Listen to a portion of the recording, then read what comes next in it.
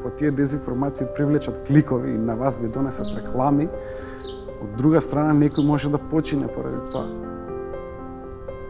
Таа ли е цената на живот? Еден банер?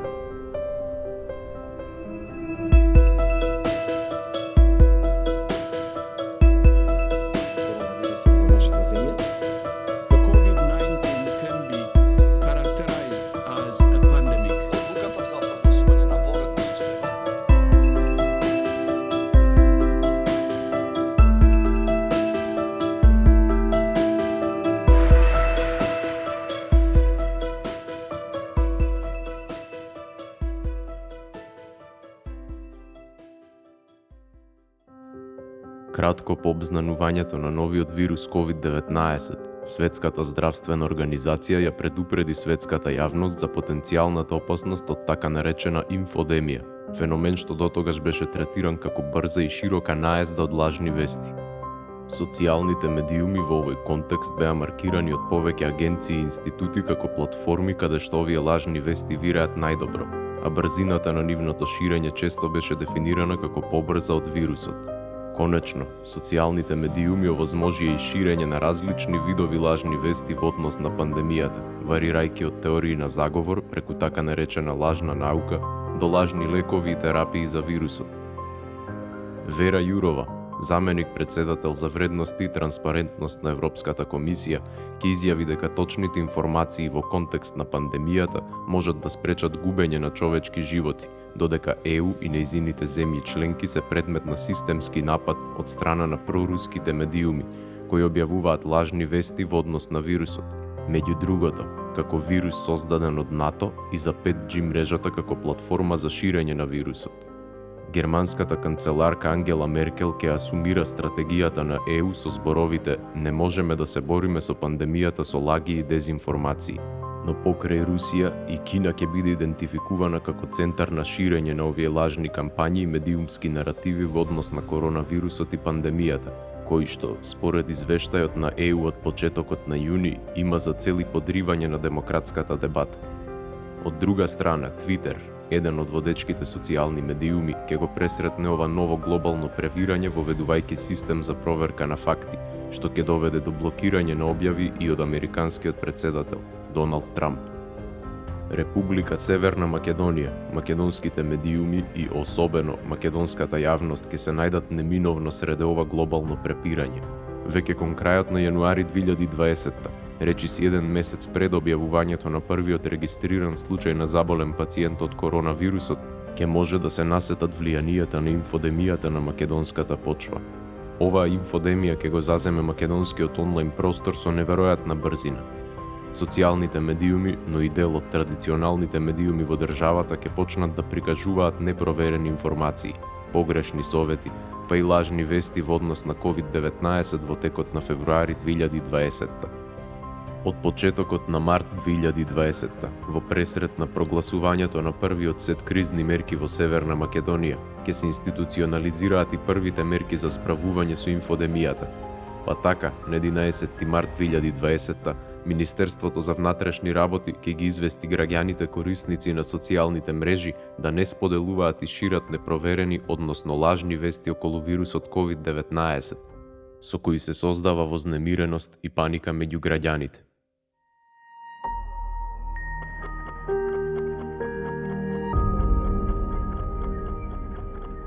Можам да кажам дека досега не сме забележале толку голем наплив на дезинформации како што беше со COVID-19. Значи, ние имавме работа двојно повеќе од што имавме претходно и пак не стигнувавме да сработиме се, да провериме се. Значи, имаше на голем број од медиумите, вклучувајќи ги мејнстрим медиумите, што е многу лошо. Имаше на оние портали кои што се знае дека се редовни споделувачи и ширачи на дезинформации и имаше страшно многу дезинформации на социјалните мрежи. Facebook, Twitter, па дури Instagram имаше дезинформации кои што може да се каже дека погубно влијае. Од прогласувањето на вонредната состојба па до денес, ние имаме речиси 70% од сите представки што ги добиваме се однесуваат токму на прекршување на новинарските стандарди за време на пандемијата. Што значи тоа? Тоа значи дека 39% од сите представки се однесуваат на непочитување на членот 1 на Кодексот на новинари, што е Библија, алфа и омега во новинарството, а тоа е објавување на точни и проверени информации. Тоа значи дека доколку членот 1, кој што е исклучително важен, најважниот член во Кодексот на новинари не се почитувал, ние сме имале наплив на непроверени, неточни информации кои што се далеку од јавниот интерес. Вториот член кој што се крши најчесто е членот 8 и се однесува на сензационализам, значи сензационалистички пристап во известувањето, што исто така е сериозен проблем. Знаете, тоа се оние наслови кои што бараат внимание и се полни со шокантно, сензационално видете што се случило, меѓутоа не нудат информација, напротив прават голема штета. Со ова можеме да заклучиме дека за жал и македонските медиуми како и глобалните ја искористија пандемијата за повторно за работа за или за кликови, или за пазар, или за одработка повторно за некакви бизнис или политички центри на моќ, но не за граѓаните. Дезинформативен наратив беше често пресретнуван со транспарентноста во објавување на податоци. Во тој поглед мислам дека беше направена добра работа, но како што одминуваше времето, и покрај тоа што традиционалните медиуми генерално се држаа до овие официјални извори на информации, во следниот период зачестија сензационалистичките наслови кои што претежно беа промовирани од одредени онлайн медиуми. Тие дезинформации донесоа доста штети подоцна во текот на справувањето со пандемијата. Имавме замајување на јавноста за различни теми, на различни форми. И токму поради тоа сега денес сме во ситуација кога битката меѓу дезинформациите и информациите и понатаму трае. И овој судар мислам дека ќе остане во наредниот период. Имаше и дезинформации во врска со подготвеноста на државата и во врска со мерките што ги спроведува. Например, околу тоа дали ќе има доволно храна или не, дали имало доволно медицински средства или не и така натаму, непроверени кои потоа беа демантирани. Што значи дека голем дел медиуми не сметаа дека ова ситуација бара многу поголема одговорност од вообичаено и дека тие информации кои што сега ќе ги објават имаат многу поголема тежина и може да предизвикаат многу поголеми последици отколку во нормални услови. Нашите власти се трудеа да одговорат, да бидат против тежа со редовни пресконференции, со кампањи исто така, меѓутоа не сум до крај сигурна колку во тоа успеа. Еве, моје толкување е дека можеби дел од јавноста има потреба да верува дека коронавирусот е безопасен. Можеби еве тоа од еден психолошки момент би го толкувала како потреба да веруваш дека нештото е безопасно, како еден заштитен механизам кој некои луѓе го користат за да го надминат стравот од овој здравствен предизвик.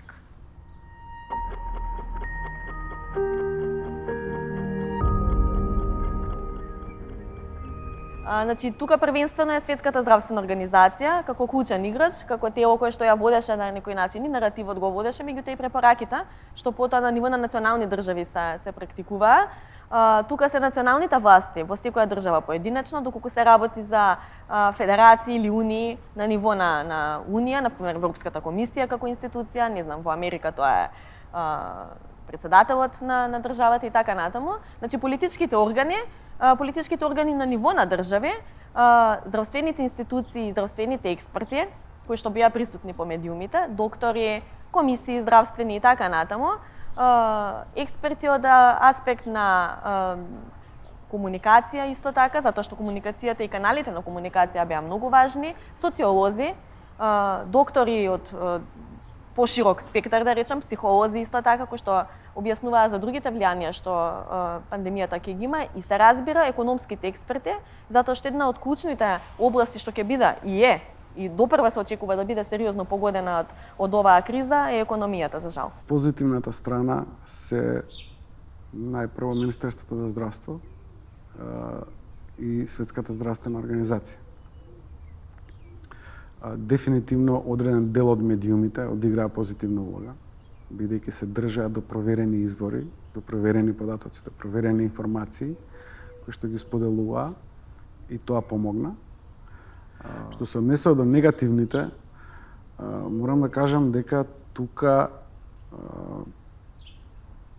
дел од националните медиуми одиграа негативна улога. Значи сега зборуваме за телевизии со национална концесија, кои што има квази доктори како гости, кои што споделува квази научни тврдења за коронавирус. Зборуваме за портали со огромна читаност, кои што редовно споделува дезинформации и се уште го прават тоа. Зборуваме за личности кои што се многу влијателни на социјалните мрежи, кои што имаат илјадници следбеници, кои што дел од нив споделува овие информациите за 5G што ги спомнав и за чипирањето. Споделува информации дека вакцината треба да се одбие, дека вакцината не може да не спаси од коронавирусот. Најголем авторитет мислам дека беше самиот министр за здравство. Мислам дека ја презема таа лидерска улога и влеа одредена смиреност меѓу населението, може да се каже. Играчи знаеме кои се, значи лидерите на светските лидери на државите и на меѓународните организации и пред се на Светската здравствена организација. Локалните исто така, нели, тука Комисијата за заразни болести на чело со министерот за здравство, целата влада, другите медиумите тука, другите политички фактори кои што се обидуваат да влезат во наративот на пандемијата. Ние имавме и таква ситуација во која што таа беше дневно политичка тема. Значи дури и тука не постигнавме сплотеност која што е потребна за вакви ситуации.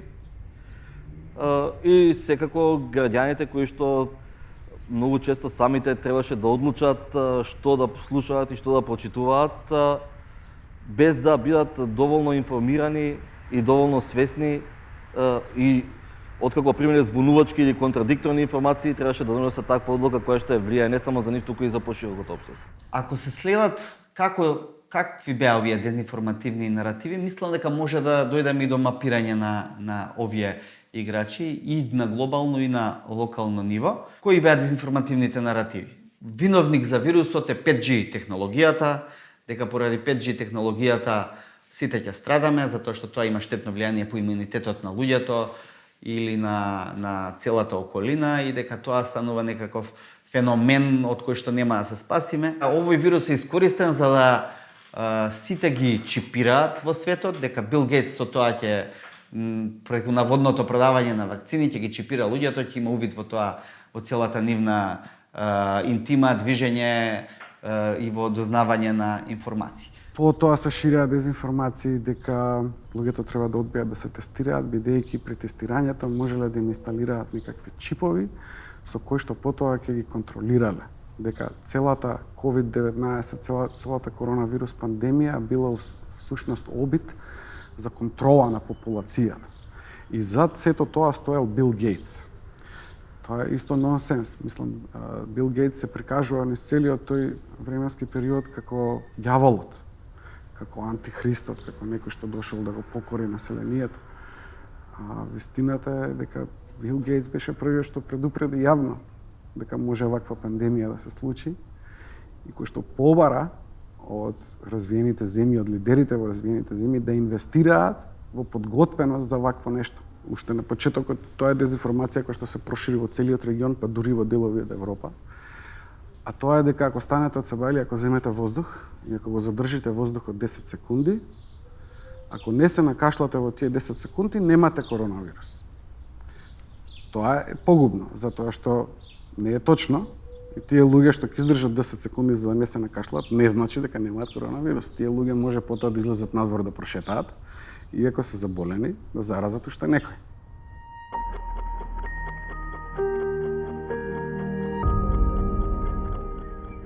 Па веќе гледаме дека влија и тоа прилично сериозно, и тоа не само кај нас, туку и во светот.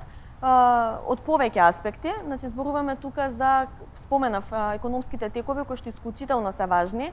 Ние се уште немаме доволна проценка, меѓутоа штетите се бројат во милиарди. Значи ние ќе се соочиме со една сериозна економска криза која што ќе треба да се менаџира и за која што ќе треба да се бара лек паралелно со барањето на вакцина и на лек за болеста. Понатаму тука се наративите кои што повторно ќе се студрат од аспект на демократија и либерални тенденции, особено во Европа и на Балканот. Многу европски еминентни стручњаци и институции веќе, значи академски институции пред се, веќе дебатираат за тоа како одредени држави ја искористија пандемијата за да ја засилат својата автократска моќ, значи злоупотребувајќи ги мерките под наводната маска за заштита на здравјето на граѓаните за да направат ограничувања на човековите права, слобода на движење, слобода на говор и така натаму. Значи тие ефекти допрва ќе се гледаат. Како би требало да влијае е веќе познато, односно како е најдобро да влијае, а тоа е да се зголеми подготвеноста за вакви настани. Она што е веројатно најлошо и што сите стравуваат дека ќе предизвика и турбуленции на економската сцена. Тие сега се чувствуваат во одредени сектори, сегменти, во одредени дејности кои што беа директно засегнати и поврзани, меѓутоа во наредниот период тоа ќе влијае на целокупната економија и ќе создаде услови за разместување на глобалните економски играчи на светската сцена. Целата оваа ситуација можеби ќе ни измотивира да се свртиме малку кон себе, едни кон други, да бидеме посолидарни, похумани, да се грижиме повеќе еден за друг. Таа оттуѓеност која некако ни ја наметна современиот начин на живење, да се трудиме да ја надминеме.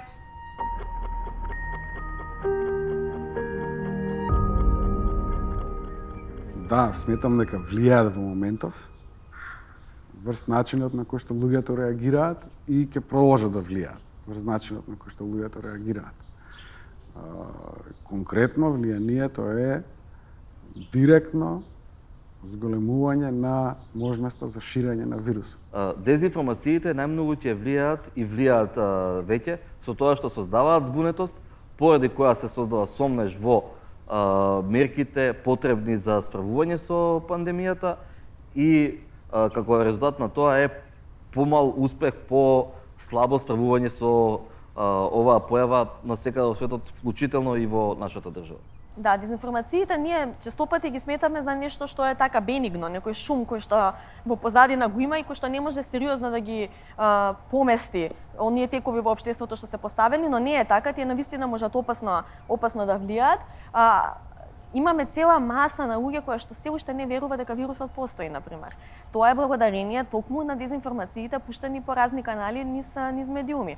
Имаме сериозни, несериозни, сакам да речам, еминентни или влијателни личности кои што тврдат нешто вакво и кои што потоа се споделуваат, добиваат влијание, добиваат следбеници. Тези кои што се директно спротивни на науката добиваат простор во јавниот наратив благодарение на медиумите кои што не прават селекција. Таа војна на дезинформациите, значи која што не е од сега, меѓутоа сега ќе продолжи во многу засилено темпо, претпоставувам, како што економските текови ќе заземаат нови димензии и може да влијае многу може да влијае. Прашањето е како со тоа ќе се борим. Ние новинарите велиме дека со дезинформациите најдобро се борите со вистината. Дезинформациите прават во континуитет штета. Мислам дека на нив може да им се одговори само системски, на некој начин ако може да се откријат, да се детерминираат, да се пронајде кој ги шири и тие луѓе да бидат казнети за тоа.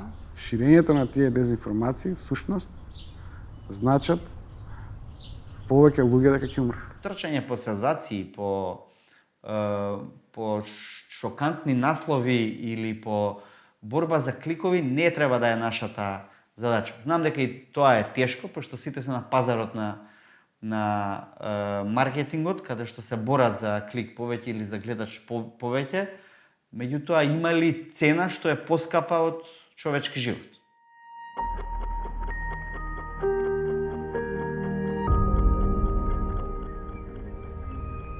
Најголемите опасности се тоа што може комплетно да се наруши довербата во институциите во која што во нашата држава е и онака мала и не можеме ниту да се буниме зошто е толку мала, за жал имавме ние децении наназад несоодветно постапување на институциите во многу области, не само за здравство, мислам, дори во урбанизам, во образование, во така натаму. Не сме ние навикнати да имаме институции кои што знаат што треба за нас и кои што ќе го направат тоа што треба за нас. И нормално дека во оваа ситуација тоа е на едно многу поинакво ниво отколку во обични услови. Меѓутоа, овој пат, дури и кога институциите ги даваат препораките кои што се потребни, поради дезинформацијските кампањи се создава сомнеж во нив и се подриваат напорите кои што се потребни за да се излезе на крај со пандемијата. Јас мислам дека прво и клучно е опасноста на граѓаните да не бидат информирани. Правото на информација е основно, едно од основните граѓански права во едно современо демократско општество. Значи, кога вие имате море на шпекулации, дезинформации, тогаш граѓанинот се губи и нема пристап до вистинската информација. Граѓанин кој што нема пристап до вистинската информација е прилично опасен, под наводници би рекла, и на денот на гласање и воопшто во сите политички текови. Значи, вие не можете да се борите или да заземете став за кое било прашање доколку не ги имате вистинските информации во раца. Од друга страна, тука е правото на критика. Звучи иронично, меѓутоа, мислам дека ова е клучно да се разбере, дека и оние кои што продуцираат дезинформации со цел да наштетат на политичките елити, не сваќаат дека на тој начин ја гушат вистинската критика. Во морето на лажни вести и на напади без основа се губи можноста аргументирано и конкретно да се нападне таму каде што системот на вистина потфрла. Државната стратегија за справување со инфодемијата ќе добие недолго по објавувањето и логистичка помош од главните меѓународни партнери на Северна Македонија. Во средината на април 2020-та, американската амбасадорка во НАТО ќе истакне дека Алијансата ќе ја помогне на нејзината најнова членка да се справи со лажните вести и дезинформациите. Во однос на македонските медиуми, пандемијата нема да представува предизвик само во однос на лажните вести, туку и опасност по финансиската стабилност на редакциите. Сите овие предизвици го исцртуваат координативниот систем во кој треба да се движи државната помош, но и активностите на граѓанскиот сектор.